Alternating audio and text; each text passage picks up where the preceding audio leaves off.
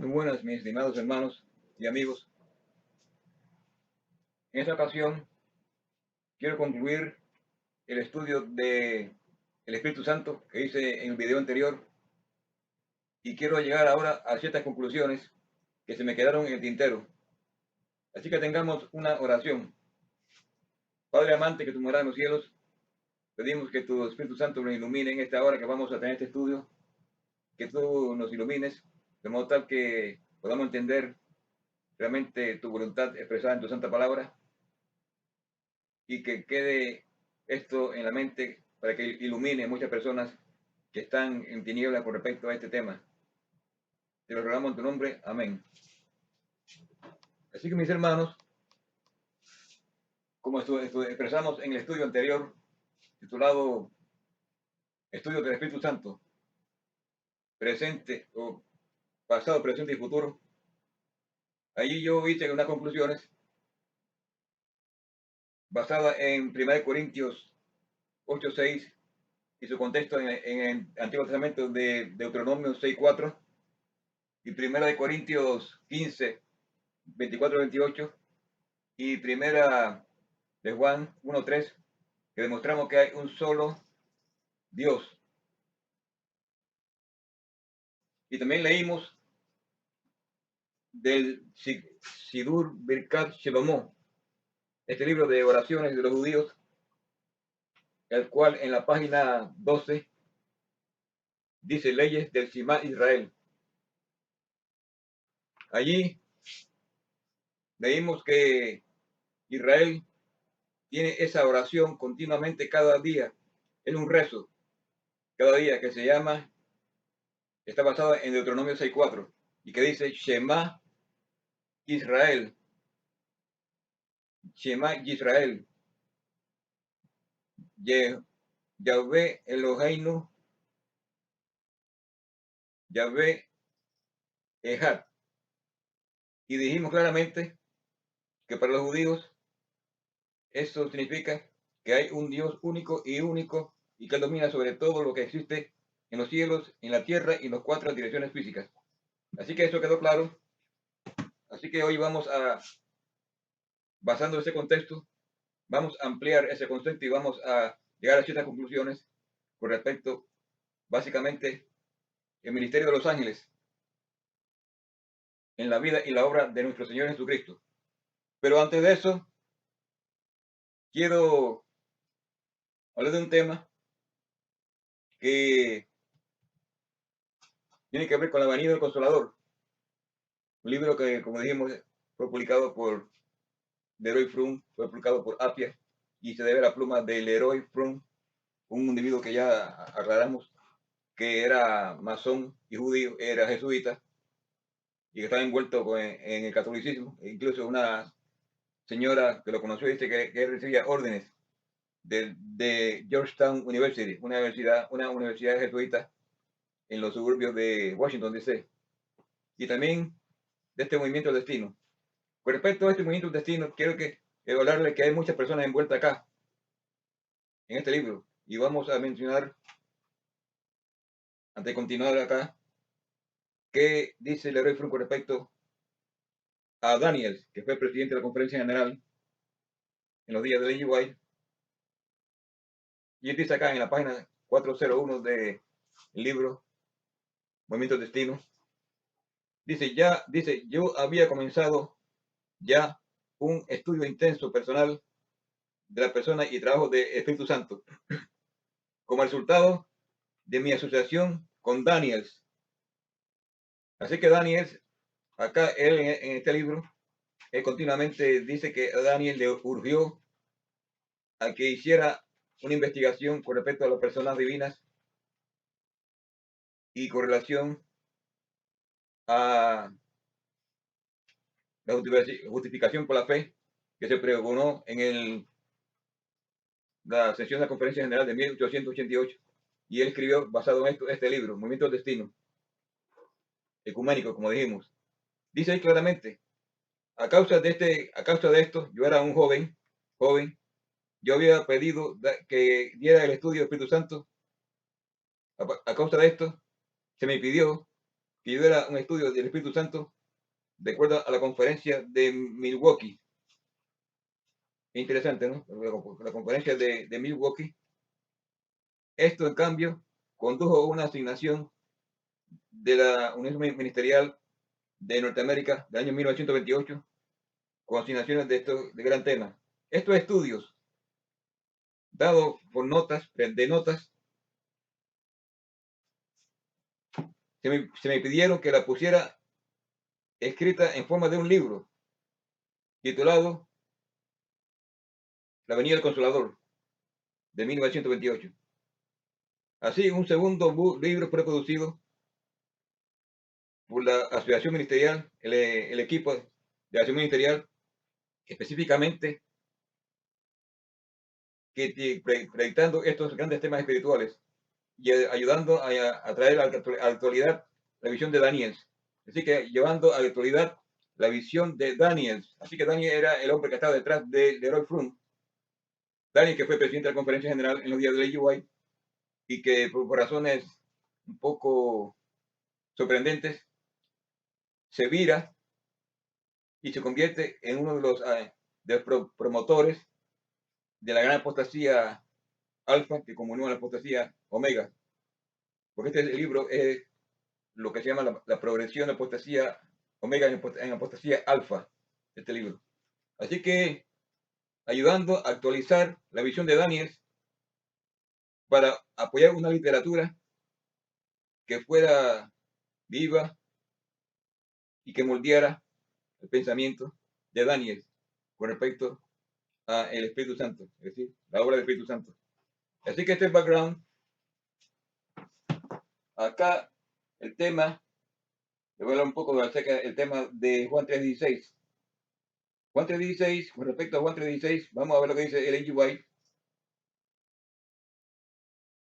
Ellen G. White escribió o publicó una declaración en la revista Sign of the Times, 30 de mayo de 1986, página 3, que dice: se ha hecho una ofrenda completa, porque de tal manera amó Dios al mundo que dio a su Hijo unigénito, no un hijo por creación, como los ángeles, ni por adopción, como es el pecador perdonado, sino un hijo engendrado en la imagen expresa de la persona del Padre y en todo el brillo de su majestad y gloria, uno igual a Dios en autoridad, dignidad y perfección divina. Así que eso está, yo les mandé a ustedes esto, al menos a 4 de ustedes, esta traducción, porque este original de Ellen White State, que lo traduje al español, porque está en inglés. Entonces, es curioso que no solamente Daniel, sino que Juan Manuel Rodríguez, director del instituto, era antiguo director del Instituto de Investigaciones Bíblicas, publicó en Adventist World, una revista adventista mundial, de noviembre 15 de 2015, un artículo que les mando a ustedes juntamente con el video y otros detalles más, en la cual él allí niega que Cristo era el Hijo de Dios, a pesar de la evidencia que hay que él sí era Hijo de Dios. Pero dice que el Hijo de Dios es un sentido figurativo, literal, no literal, sino figurativo, que allí arremete contra Juan 3:16. Juan 3:16, según el mismo Leroy Frum, acá él dice que esa frase monogenes, que se traduce unigénito en la versión Reina Valera y en otras versiones de antiguas de la Biblia, que se traduce unigénito, que viene del griego monogenes, mono uno, genes engendrado, se traduce correctamente unigénito. Vemos cómo se ha cambiado y vemos como en las versiones modernas de la Biblia, como esta versión Reina Valera de 2000, que circula en la iglesia adventista. Vemos que allí, en Juan 3:16, en vez de unigénito usa la frase hijo único.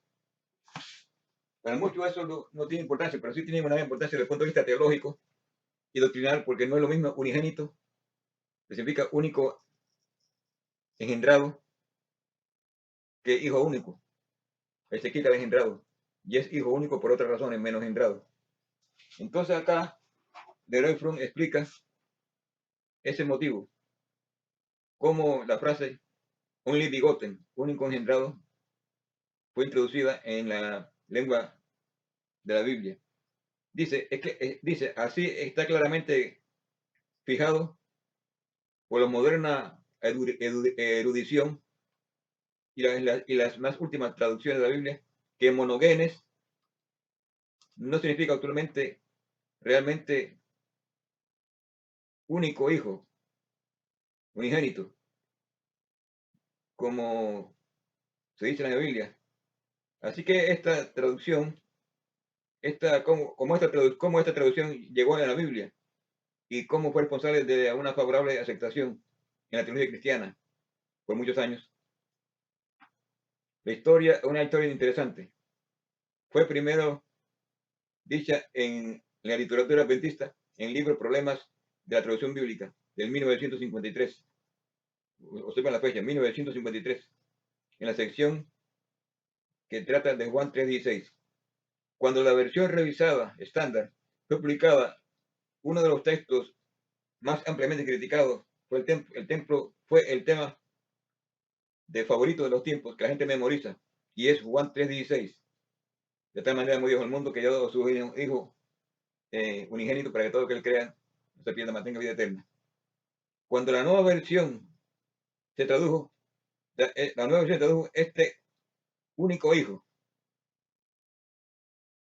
only son, así que se cambió de unigénito a único hijo, como lo vimos acá en esta versión. Mucha gente sintió que la palabra de Dios había sido obstruida y por tanto ellos rechazaron eso. La publicación de esta versión revisada previó una más amplia aceptación popular, una mejor presentación popular de los resultados de muchos años de sincero estudio bíblico de los eruditos. Y así de manera, léxicos, diccionarios bíblicos y otros referentes libros que habían usado por muchos años la palabra monogenes, expresaban que no significaba único hijo. Así que eso es lo que, investigando acá, la versión Revised Standard Version, que se introdujo en la Iglesia Adventista en el año 1953, como ya dijimos, esta versión rechaza la palabra monogenes en Juan 3:16 y es producida por el Concilio Nacional de Iglesias en Cristo, USA. Este grupo de concilio de iglesias en Cristo son iglesias protestantes que han adoptado una nueva teología, la teología sistemática, que es la que predomina en los círculos evangélicos y cristianos hoy, incluyendo la iglesia adventista, que rechaza, por tanto, los conceptos de un único hijo y rechaza eso y acepta solamente que es only, que es sencillamente uno, no monogénesis, único hijo, es decir, como dice Ellen G. White, ya lo leímos, publicó, se ha hecho una gran ofrenda completa. Escribió Ellen G. White en Sunday Times, 30 de mayo 1895. Se ha hecho una ofrenda completa, porque de tal manera muy Dios al mundo que ha dado a su hijo unigénito, no un hijo creado como los ángeles, ni un hijo adoptado como el pecador, sino un hijo engendrado. Oigan la frase, engendrado en la imagen expresa de la persona del Padre y en todo el brillo de su majestad y gloria uno igual a Dios en autoridad, dignidad y perfección divina. Así que ese es. Ahora, ¿cuál es el tema? Vamos a hablar ahora del tema del Espíritu Santo y su obra y manifestación en la vida y obra de nuestro Señor Jesucristo y en la vida de cada creyente. Pero antes de continuar, como ya dijimos, el Espíritu Santo el Espíritu Santo es una criatura teológica que tuvo su creación en el concilio de Constantinopla en el año 381 y que los adventistas, como ya dijimos en mi video anterior, en su conversación con los evangélicos, con los católicos, del 2002 al 2002, ellos allí aceptan el credo. Véanlo ahí. Voy a sostener por unos segundos para que ustedes lo puedan leer ahí. Dice naturaleza de Dios. Pueden leerlo ahí, pueden leerlo. Pueden incluso tomar fotos. Aunque ya muchos lo tienen. Ya muchos tienen este artículo, el cual dice que los adventistas están de acuerdo en armonía con los grandes credos del cristiandad, incluyendo el credo de los apóstoles, el credo de Nicea 325 y el credo y la definición adicional de Espíritu Santo. Oiga eso, la definición adicional de Espíritu Santo alcanzada en Constantinopla 381. Así que todo el problema del Espíritu Santo es que no estaba definido en los días ni siquiera de los apóstoles, ni siquiera definido en cuanto a como persona hasta el siglo IV, en el año 381, en que un concilio ecuménico de la Iglesia Católica, ahí se define lo que es la tercera persona o hipóstasis de tercera persona del Espíritu Santo. Vamos a ver lo que dice el catecismo, muy respetable, el cual yo uso porque este dice la verdad. El catecismo dice una cosa interesante que vamos a explicar. Dice en la página, en el artículo 241, los apóstoles confiesan a Jesús como el verbo que en el principio estaba junto a Dios y que era Dios. Juan 1:1. Como la imagen del Dios invisible, Colosenses 1:15. Como el resplandor de la gloria y la impronta de su esencia, Hebreos 1:13. Ahora viene el artículo 242. Después de ellos, siguiendo la tradición apostólica, capten, la iglesia mayúscula, la iglesia católica, confesó en el año 325, en el primer concilio de Nicea, que el Hijo es consustancial al Padre, es decir, un solo Dios.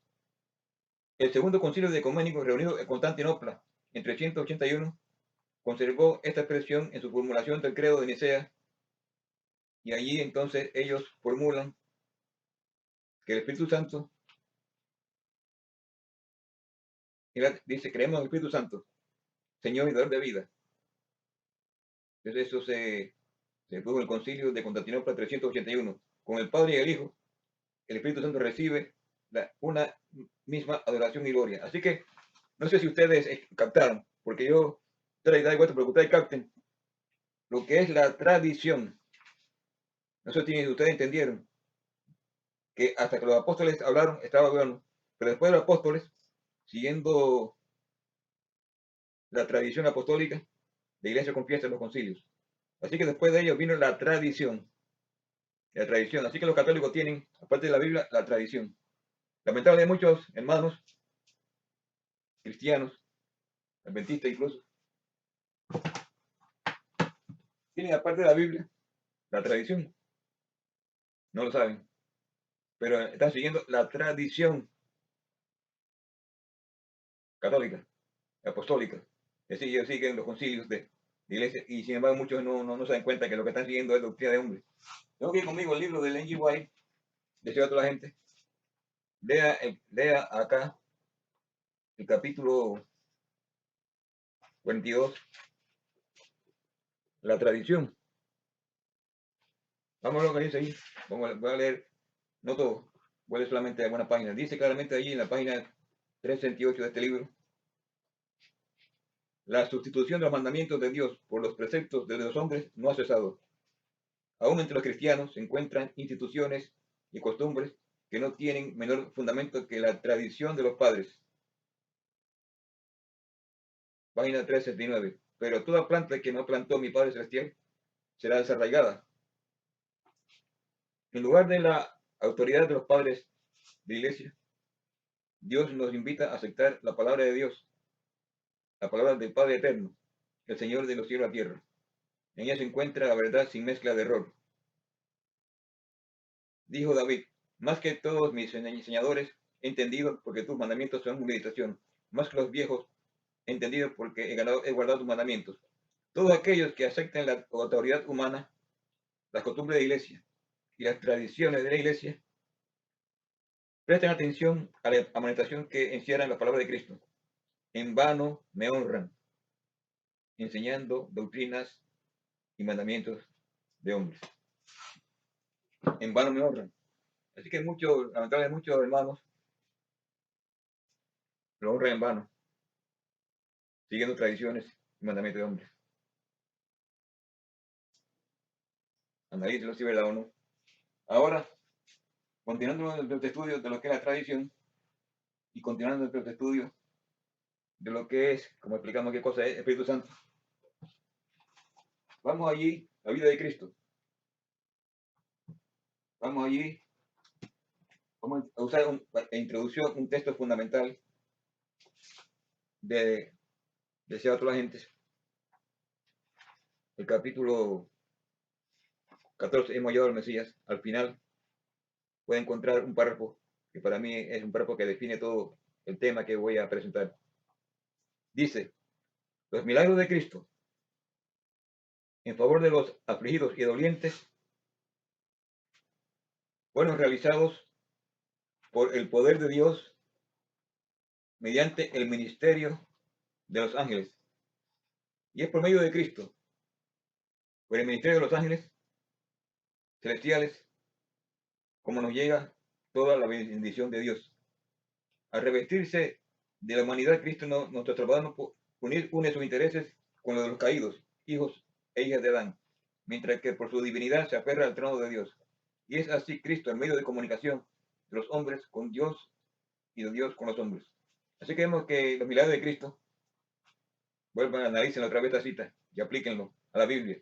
Los milagros de Cristo hechos a favor de las curaciones, la resurrección de Lázaro, la conversión de los panes y los peces, fue hecha por el poder de Dios mediante el ministerio de los ángeles. Y es por ese medio que nos llega toda la bendición de Dios. Hay cita que ustedes leen y no capten. Dijo Cristo: yo no puedo hacer nada de mí mismo. Todo lo que hago es la voluntad del Padre. Cuando resucitó a Lázaro, dijo: gracias, Padre, te doy porque me oyes. Lo digo porque para estos que me escuchen. Así que claramente ahí expresa que le pedía a Dios para que le ayudara a hacer las obras. En otras partes, al final, cuando lo capturan, dice: no puedo yo pedir a mi Padre, me mandaría legiones de ángeles. Y ahí manda, dice, 12 legiones. Un texto que está en el libro de Mateo. Así que todos esos textos, ustedes comprobar que nos ayudan a entender qué cosa es el ministerio de los ángeles.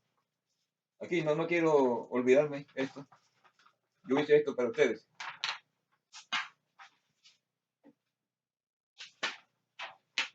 Aquí pueden ver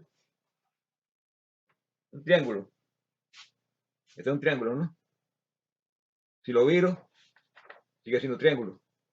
Si viro la página, sigue siendo triángulo. Este es un triángulo equilátero. El triángulo puede ser isósceles, equilátero, isósceles y escaleno. Ellos tienen diferentes dimensiones, pero el triángulo equilátero como este es un triángulo perfecto que es usado por los católicos para representar la relación entre Padre, Hijo y Espíritu Santo. Esto está tomado del libro de las Babilonias, que yo traduje las páginas, lo uso como ejemplo. Aquí dice Trinidad, un Dios trino, sostiene un emblema del triángulo equilátero. Ahí está, mírenlo. Voy a enfocar para que ustedes lo puedan ver allí y leerlo. Acá, es interesante porque acá, continuando con el libro La Avenida Consolador, Leroy Froome dice que nuestro Dios es uno solo, y cita Deuteronomio 6:4. Pero hay tres, observe cómo dice, pero, es decir, es una burla, hermano, una burla, créeme, una burla a la palabra de Dios y al concepto bíblico de los judíos, que parece que hay un solo Dios. Así que la Biblia dice que hay un solo Dios. Si hay un solo Dios, ahí en la Biblia, ¿cómo va? ¿Cómo? Pero él dice, vamos a leer, pero hay tres personas en la deidad. Así que ese pero indica que la teología sistemática de este señor de Israel está por encima de la palabra de Dios. Es decir, que a ellos les interesa un bledo la palabra de Dios. Hacen tela rasa, todos los teólogos hacen tela rasa. Incluyen, ellos saben que la Biblia dice tres, la Biblia dice Dios uno solo, Deuteronomio 6:4. Y el pueblo de Israel lo dice continuamente. Pero ellos, como dicen, le vale. La teología le vale, la teología sistemática. Dice claramente aquí, pero hay tres en la persona de la deidad. La dificultad surge al tratar de concebir el ser espiritual en términos físicos. Probablemente una ilustración gráfica es el triángulo, que posee tres lados. Así también la deidad, siendo una, se manifiesta el Padre, Hijo y Espíritu Santo. Ahora uso un texto, Juan 3, 10:30, que no tiene que ver nada con eso. El mismo Jesús afirmó, el Padre y yo somos uno. Él no tiene que ver nada con Trinidad. El Padre y yo somos uno. Absolutamente no tiene que ver nada con Trinidad, pero él lo incluye como la Trinidad. Es decir, que usa los textos fuera de contexto. Es un ejemplo de cómo trabajan ellos, los teólogos sistemáticos. Ahora, continuando en nuestro estudio, vamos a ver la obra del Espíritu Santo en la vida de Cristo. Ya leímos el texto de Joel 2:28, que dice, derramaré de mi espíritu sobre toda carne. Vemos que tuvo su primera manifestación en el Pentecostés. Esta fue la primera en lo que se llama la lluvia temprana. Y que el apóstol Pablo dice, hermanos, no están borrachos estos señores, sino fue lo que fue profetizado por Joel. Y cita Joel 2:28-29, que se produjo la primera manifestación del Espíritu Santo. Y no quedó ahí porque Pedro, en Hechos del Apóstol, capítulo 3, dice, arrepentíos y convertíos, porque se han borrado otros pecados, pues que vendrán futuro. Así que se proyecta hacia el futuro. Vendrán los tiempos del refrigerio, de la presencia del Señor, y enviará a Jesucristo. Observen, no dice allí Espíritu Santo en tercera persona, enviará a Jesucristo, el cual de cierto es menester que el cielo tenga hasta los tiempos de la restauración de todas las cosas, sí, hasta el final, que habló Dios por medio de los santos profetas que han sido del siglo, es decir, como el caso de Joel. Y allí primera escrito, página 86, en este librito, el G. White allí claramente hace eco de esa frase y dice, en este tiempo, en el tiempo de la proclamación de la obra del tercer ángel, descenderá la lluvia tardía o refrigerio de la presencia del Señor. Observe que usa eso sinónimo. Lluvia tardía o refrigerio de la presencia del Señor, como habla Pedro en, ya lo dimos, Hechos, para dar poder a la voz fuerte del tercer ángel y preparar a los santos para que puedan sustituir en el tiempo de las 7 plagas que serán derramadas. Vamos ahora a una parte interesante del Espíritu Santo que yo he estado investigando y que es una profecía de Isaías capítulo 7. Isaías capítulo 7, 14. Dice el Señor, he aquí la Virgen la Virgen concebirá y parirá un hijo, y llamará su nombre Emmanuel. Eso se cumplió en Mateo. Mateo capítulo 1 habla de este cumplimiento. Mateo capítulo 1 dice, no temas recibir a María, tu mujer, porque lo que ella es engendrado del Espíritu Santo es, y parirá un hijo, llamará su nombre Jesús. Eso fue con respecto a María. Y allá en Lucas, capítulo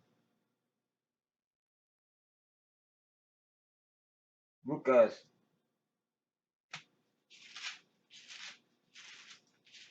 el Evangelio se usa el Evangelio se usa en Lucas,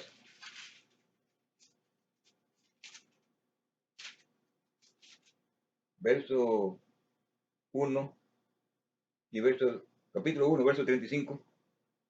Y respondió el ángel, dijo, el Espíritu Santo vendrá sobre ti, y la virtud del Altísimo será sombra, por lo cual también lo santo que será llamado Hijo de Dios. Lucas 1, 35. Así que vemos acá el Espíritu Santo en acción, pero como dijimos, no es ninguna persona. De acuerdo a la conclusión que hemos llegado, que la Biblia no habla de una persona llamada Espíritu Santo. Así que es, por tanto, el ministerio de los ángeles en acción. Punto. No es persona, son los misterios de los ángeles. Vamos a leer la cita que igual magistralmente definen lo que es Espíritu Santo en el conflicto siglo, búsquenlo en la página 658. Vamos a estudiarlo. Cómo ella define ahí que es lo que es Espíritu Santo, la relación que hay con el Consolador y todas esas cosas. Así que hay otro detalle relacionado con esto, que es, hablando de Cristo, que el libro de Proverbios, capítulo 8, verso 22, ahí habla de la sabiduría. Proverbios capítulo 8, verso 22, dice Jehová, me poseía.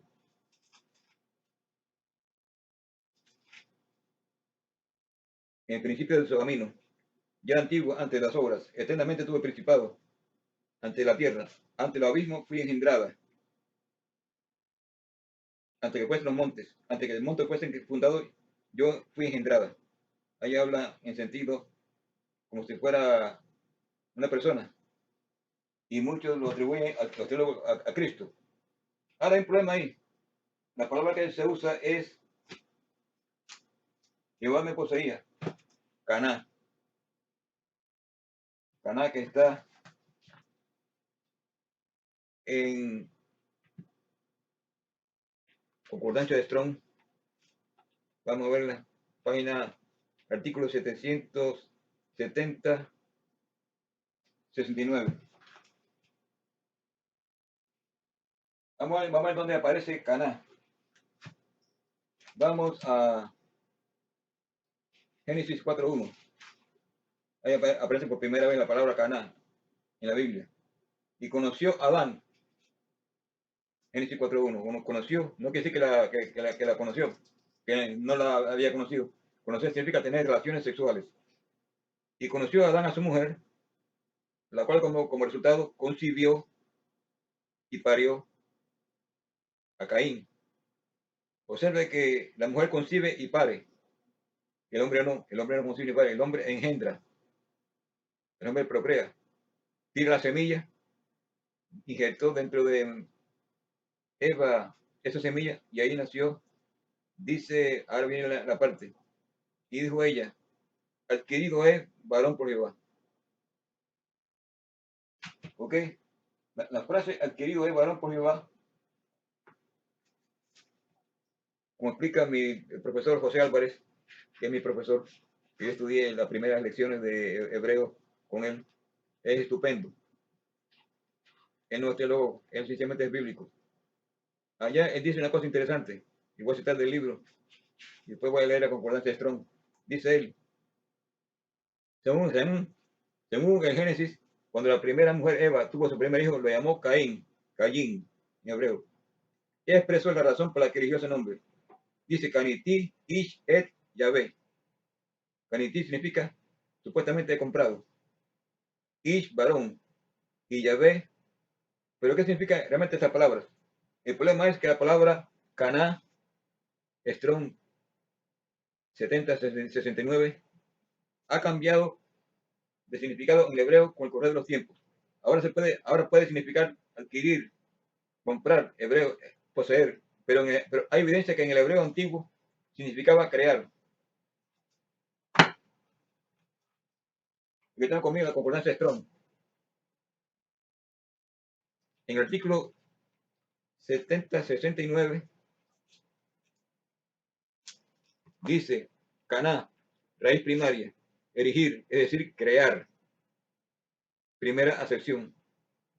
Segunda acepción, poseer, adquirir un campo, comprar, ganar, poseer, recobrar, rescatar. Como el caso de Abraham. Abraham, ahí se menciona en Génesis, cuando vino el Melquisedec, rey de Salem, le dijo Baruch, Abraham, León, Coné, Chamayín, Baales.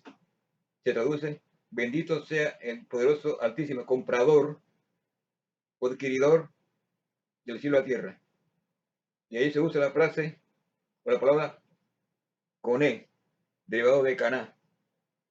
Aquí se usa como poseedor. Pero en el caso de Eva, no tiene sentido. Eva se entiende que lo correcto es procreó un hijo. Parió, concibió y parió un hijo. Así que lo correcto es que ella, sin embargo, se usa la palabra Caná,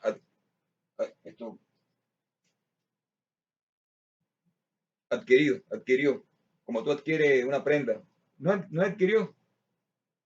Así que la palabra correcta es creó. Ya lo dice claro, no quiero repetirlo. Primera acepción, crear. Caná. Strong 7069. La segunda sección es poseer, adquirir, negocio, tierra, ganado. Así que de acuerdo con eso, en Proverbios 8:20, las traducciones modernas como la de Biblia, Dios habló hoy, y la Reina y la versión de Jerusalén, en el texto de Proverbios 8:20, dice, Jehová me creó en principio de su camino. ¿Y lo que dicen esas versiones? Y está correcto, gramaticalmente correcto. Tal vez no en cuanto al sentido del concepto de creación, porque cuando se habla de crear, se entiende que es crear como se creó el mundo. Y entonces ahí hay problemas. Por eso es que Ellen G. White no usa la frase crear, sino engendrado. Así que Ellen G. White no acepta la palabra creación de Caná. Y por otra parte, los teólogos sistemáticos tampoco.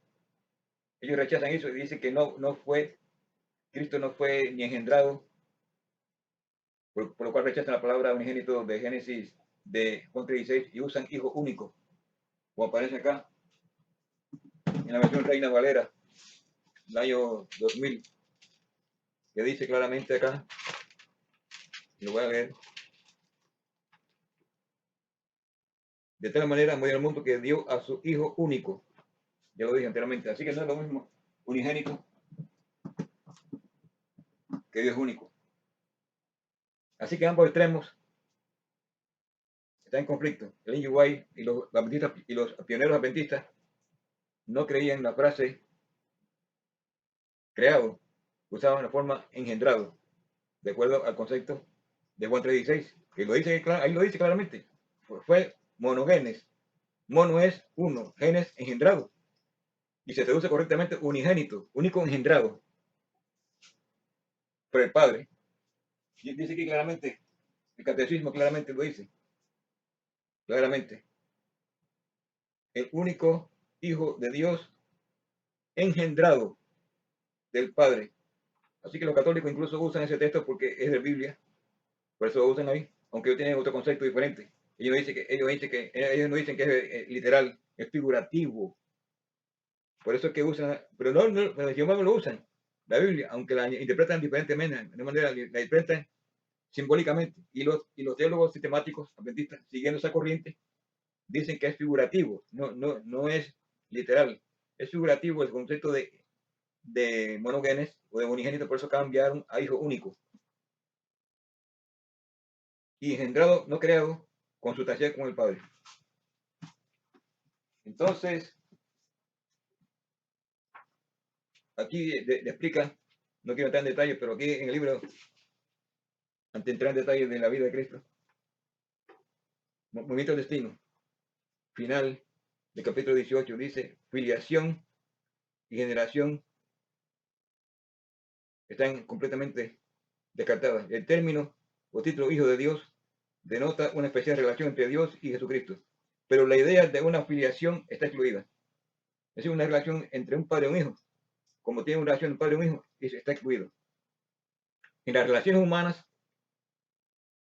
la filiación implica una producción generativa y una edad. El padre es mayor que el hijo. En las relaciones humanas, la palabra hijo lleva en sí una idea definitiva de derivación, se deriva, envuelve un tiempo. En nuestra imagen humana, un hijo especifica, implica y envuelve una anterior existencia del padre y por tanto una consecuencia existente del hijo. Pero cuando se aplica al Hijo de Dios divino, el concepto arriano es completamente erróneo.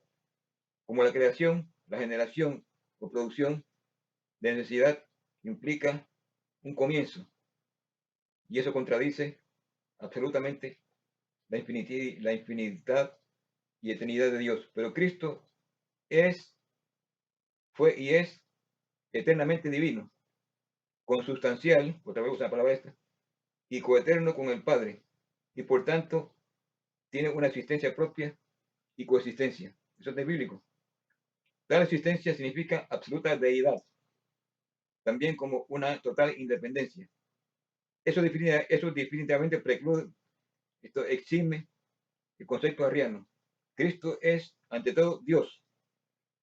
Él es solamente y es el único Hijo, un lisón, el verdadero protótocos, usa la palabra protótocos que usa Pablo en primera en Corintios 1:15. Así que, volviendo al concepto virginal de que lo dejamos acá por un tiempo, de Mateo capítulo 1, verso 23 y Lucas 1, 22, 35.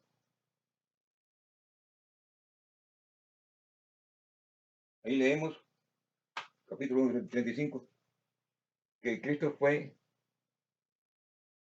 obra del Espíritu Santo, es lo que dice ahí. El Espíritu Santo se entiende como el ministerio de los ángeles. Es un símbolo. Vamos a leerlo después, lo que dice igual en el libro de Cumplido Siglo, cuando ella comenta sobre los ángeles. Así que este fue el milagro. ¿Cómo lo hizo? Solamente Dios lo sabe, pero no hay duda que fue el ministerio de los ángeles. No hay duda. Estoy convencido absolutamente que fue el ministerio de los ángeles, y aquí lo digo, fue el ministerio de los ángeles, y tengo pruebas para mostrarlo, porque no hay evidencia que haya sido en un Espíritu Santo. No existe. Por tanto, es el ministerio de los ángeles que reposaron sobre María, sobre Isabel, como reposó sobre Sara, la esposa de Abraham, y abrió la matriz y produjo, entonces de estéril, produjo un hijo. Un milagro, ¿no? Solamente operado. Pero los ángeles hacen milagros. Los ángeles hacen un milagro absoluto. ¿Por qué cosas son los ángeles? Si leemos Salmo 103, 20, dice, bendecid a Jehová, vosotros sus ángeles, poderosa fortaleza, que ejecutáis su voluntad. Bendecid a Jehová, vosotros sus ejércitos, ministros suyos, que hacen su voluntad.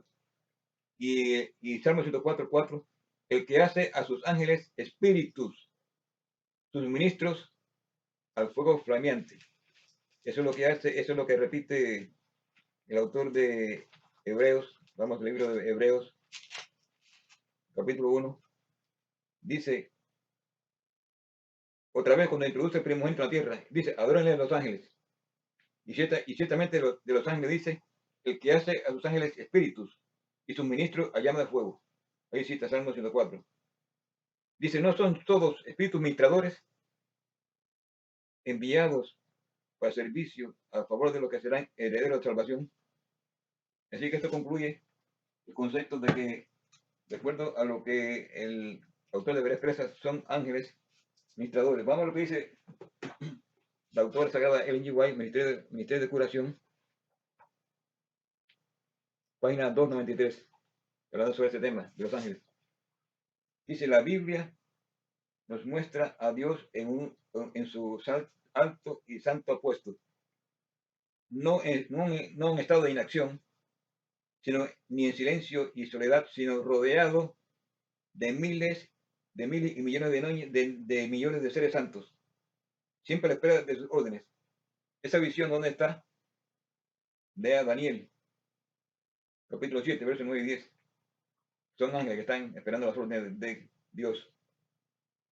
Por medio de estos mensajeros, Dios permanece en comunicación activa con todas las partes de su dominio. A través de su espíritu, sea presente en todas partes. Mediante su espíritu y sus ángeles, atiende y cuida a los hijos de los hombres. Esto es maravilloso. Palabra de Dios.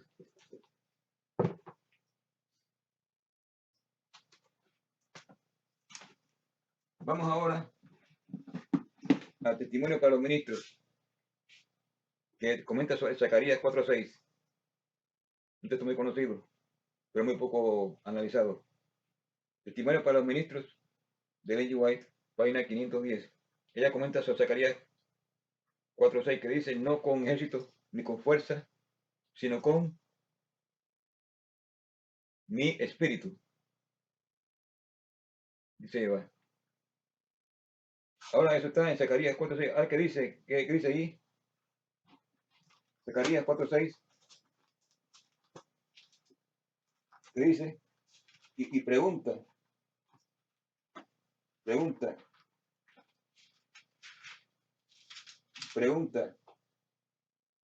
Dice, y sobre estas olivas, la una a la derecha y otra a la izquierda. Y proseguí y dije al ángel, ¿qué esto es, Señor mío? ¿Qué cosas estas son dos ramas de oliva? El acá lo comenta.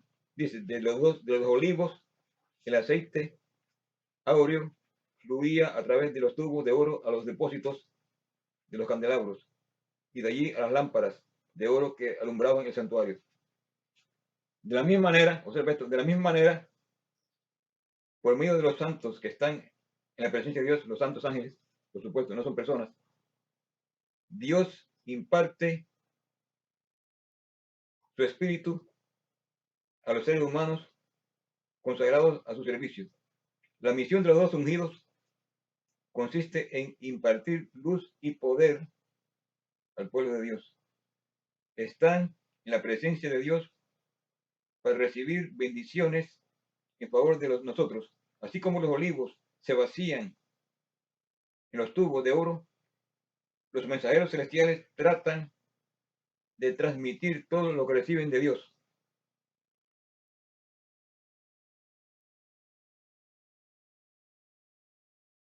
La totalidad del tesoro celestial aguarda que lo pidamos y recibamos, y a medida que nos llega la bendición, debemos impartirla a su vez. Así se alimentan los santos lámparas, y la iglesia llega a ser portaluz para el mundo. Esto es maravilloso, ¿no? Testimonio por el ministro, página 510. analizando lo que es Zacarías 4:6, daré, dice, no con el fuerza, sino con mi espíritu. Así que vemos que esos espíritus son nada más que los ángeles de Dios que transmiten su voluntad a los mortales. Otra vez aquí vemos el ministerio de los ángeles. Qué curioso, ¿no?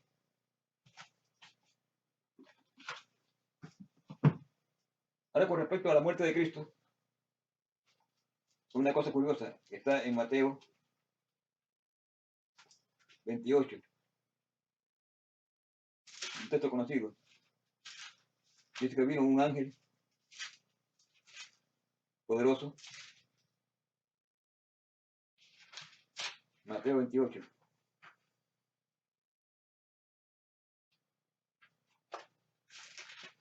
La resurrección de Cristo.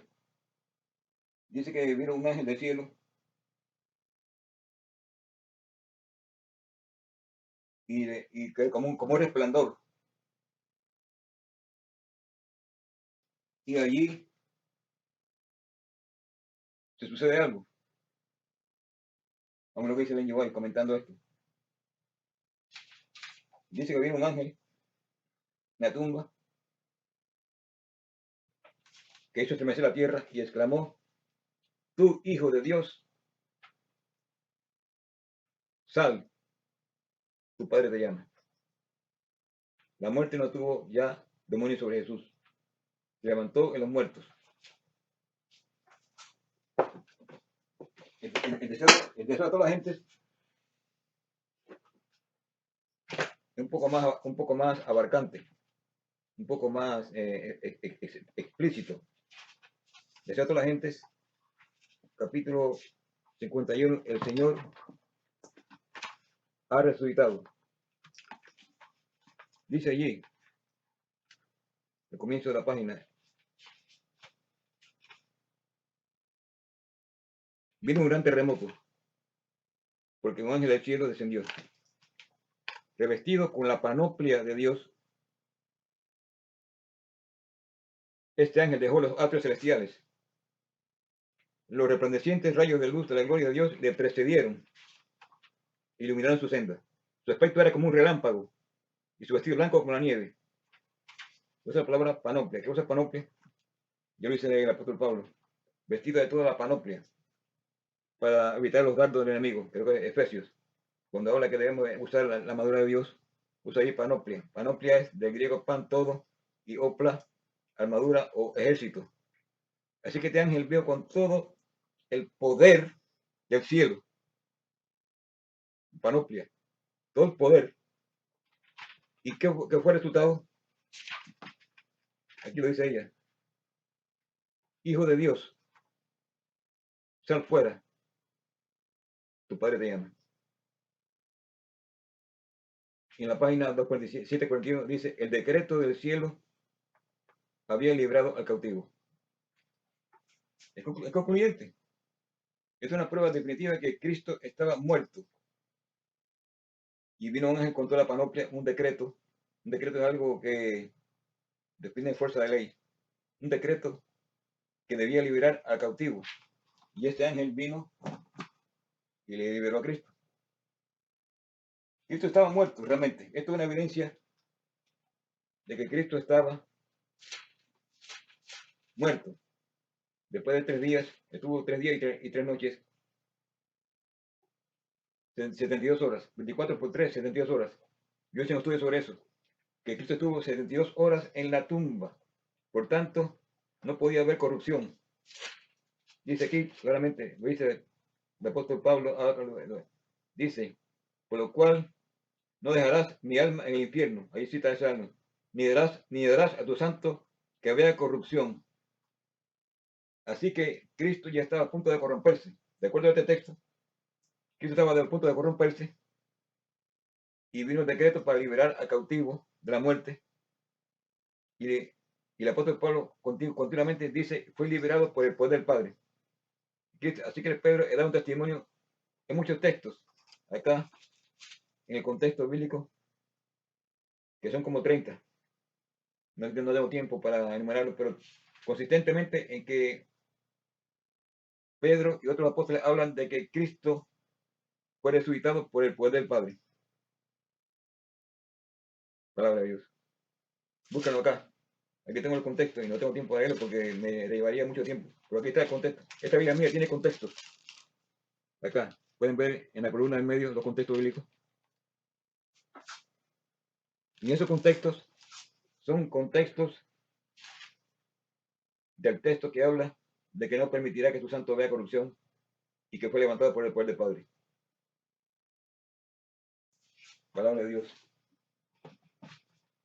Ahora vamos al texto que prometí de ya 55 minutos casi. Vamos ahora a analizar el conflicto de los siglos, página 658 que prometí. Esto lo dejé para un final, como yo les dije en mi video que se titula Nuestra única salvaguardia. Estudié ahí qué cosa es la salvaguardia, pero no mencioné este texto, porque quería dejarlo pues, como un plato fuerte para el final, y ahora es el final. Debemos llegar entonces concluir esto y definir qué cosa es lo que dice la con respecto a esta página. Pero ante la página ella tiene una conclusión, una especie de preludio, que lo voy a leer. Dice ella en la página 657, párrafo final. Más de una porción de las escrituras que los eruditos declaran ser un misterio o que estiman de poca importancia, está llena de consuelo e instrucción para el que estudia en la escuela de Cristo. Si muchos teólogos no comprenden mejor la palabra de Dios, es por la sencilla razón de que cierran los ojos con respecto a las verdades que no desean poner en práctica.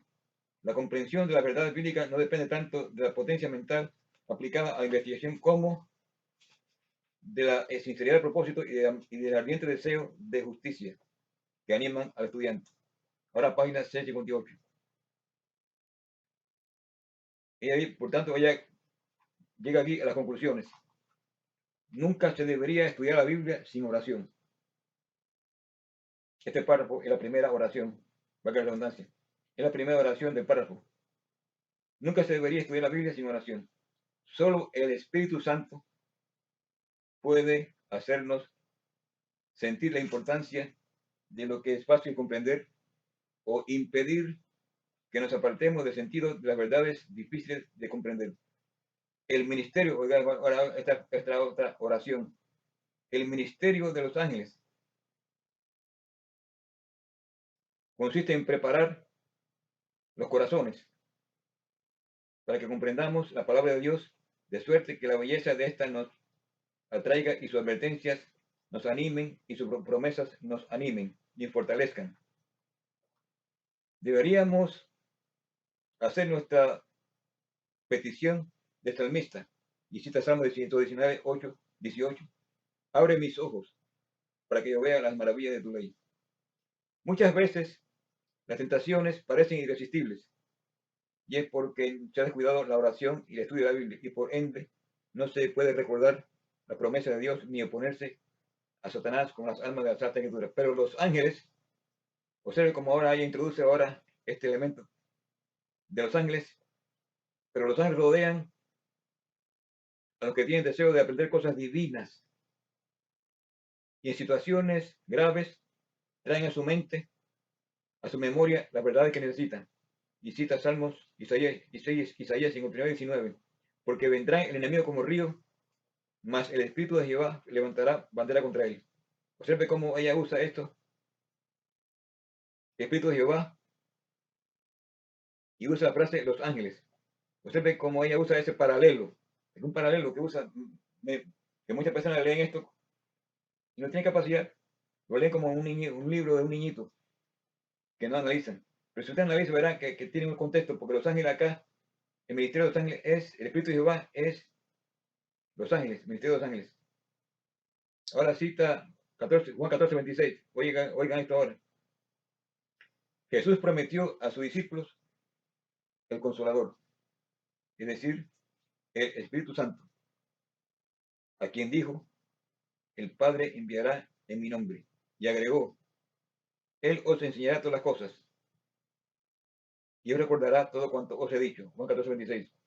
Pero primero Es necesario que las enseñanzas de Cristo hayan sido atesoradas en el entendimiento, la mente, si queremos que el Espíritu de Dios nos la recuerde en el momento de peligro. Y cita Salmo 119:11: en mi corazón he guardado todo dicho para no pecar contra ti.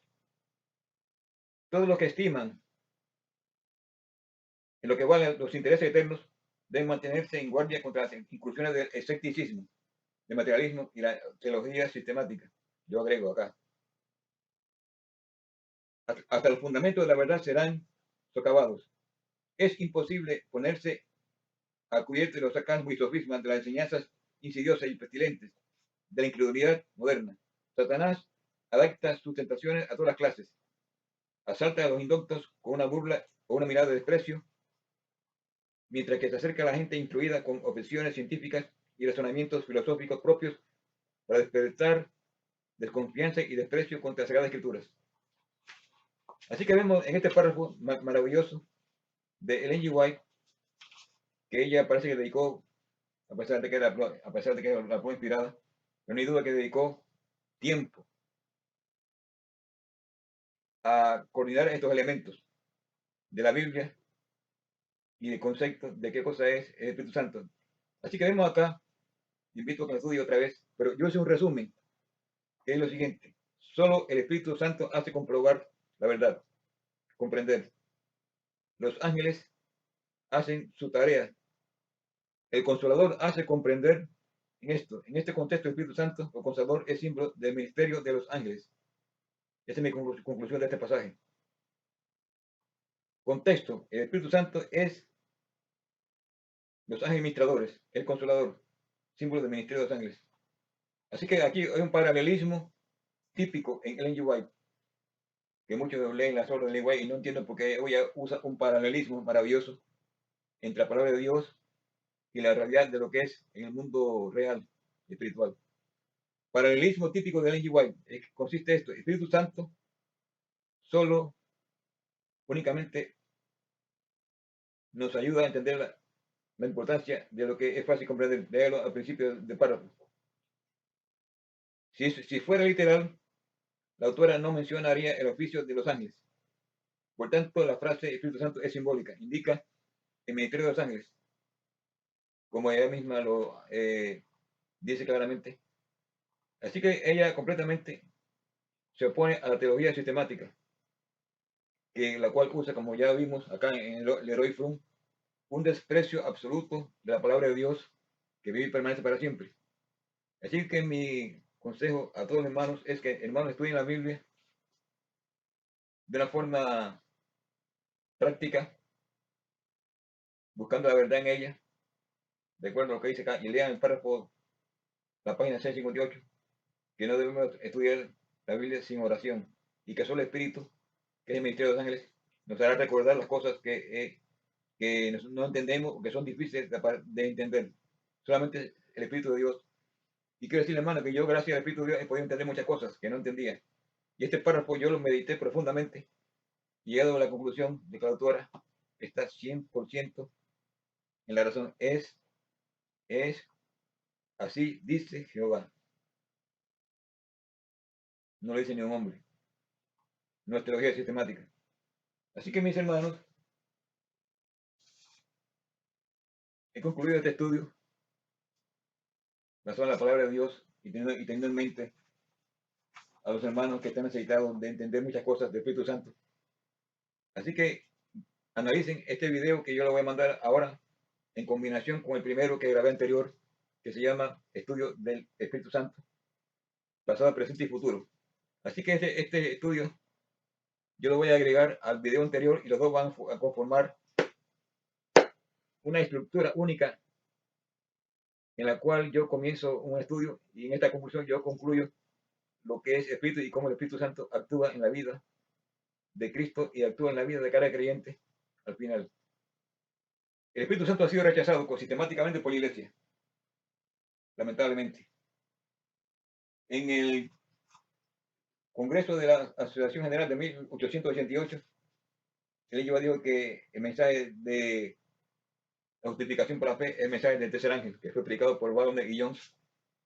Allí la Iglesia rechaza de plano el mensaje del tercer ángel. Es más que ellos se burlan de Baldwin y Jones. Fueron allí a ese congreso solamente con un objetivo: oponerse al mensaje que iban a predicar estos hombres de Dios, que Levi dice que es la verdad de Dios de la justificación por la fe. Fue predicado allí por primera vez y se rechazó. Consistentemente después intentó también haber una manifestación en el año 1893, rechazada. 1903, allí se convirtió en un rechazo y ahí se erigió una dictadura, un poder monárquico que se opone al plan de Dios. Así que consistentemente la iglesia se ha opuesto consistentemente a la aplicación y al derramamiento del Espíritu Santo. No puede haber reforma sin obedecer lo que ya el Espíritu Santo ha demandado. Muchos hablan de reforma, no puede haber ninguna. Tiene que haber una obediencia a todo lo que el Espíritu Santo ha dicho por boca de su santa profeta Ellen G. White a través de sus libros. La iglesia predicará el mensaje alguna vez. Mi conclusión final es que nunca va a predicarlo. Y está aquí en el libro, el mensaje final, capítulo 39. Ahí claramente dice que muchos que, por decir todos, los que predican el mensaje de la justificación por la fe, pero no se ha consagrado,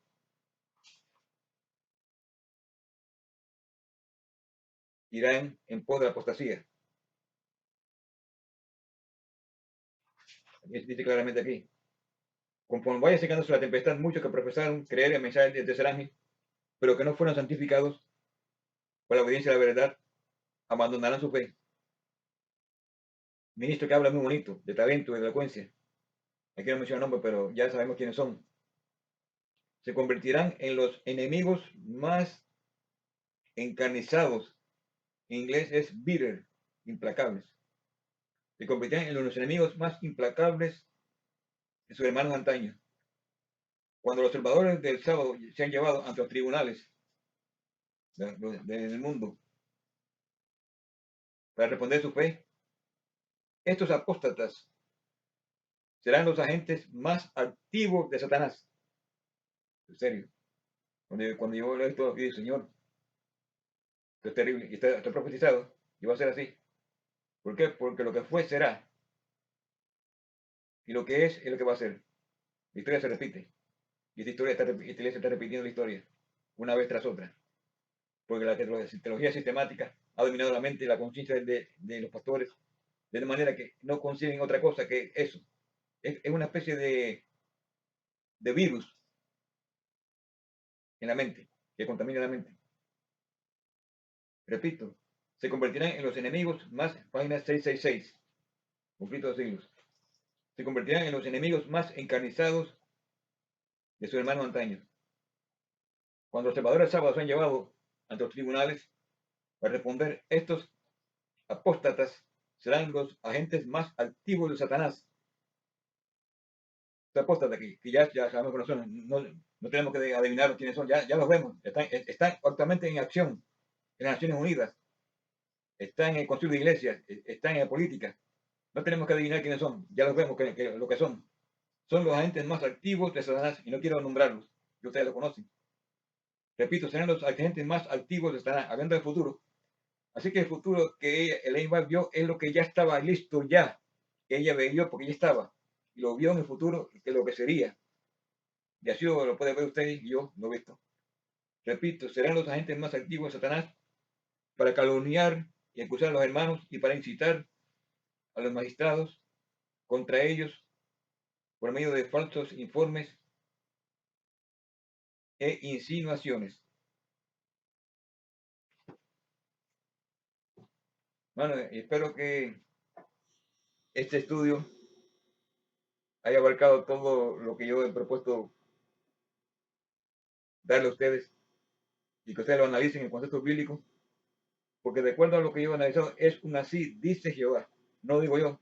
Claro, yo lo expreso, pero está basado en un así, dice Jehová, en la Biblia de Dios, en la Biblia, en la palabra de Dios, en el hebreo, y en las declaraciones solemnes de Ellen G. White, la profetisa, que hoy por hoy está relegada a una basura porque ya la teología sistemática la ha eliminado desde San Antonio, Texas, 2015, ha sido eliminado y ya ella prácticamente está de adorno. Librito de adorno, ahí lo leen como, lo utilizan cuando le conviene, y con la cita que no le conviene no la usan, porque está manipulado. Para gloria y honra de Dios, mi nombre es Leonardo. Ha sido un placer compartir con ustedes estas verdades bíblicas. Hermanos, que Dios bendiga hoy, mañana y siempre, y que hagan una realidad lo que hemos estudiado en la página 600, en la página de este libro, que hemos analizado la cita de Ellen G. White, 658, lo que es el Espíritu Santo, y que os bendiga hoy, mañana y siempre. Es mi deseo para ustedes. Que Dios bendiga a mis hermanos. Amén.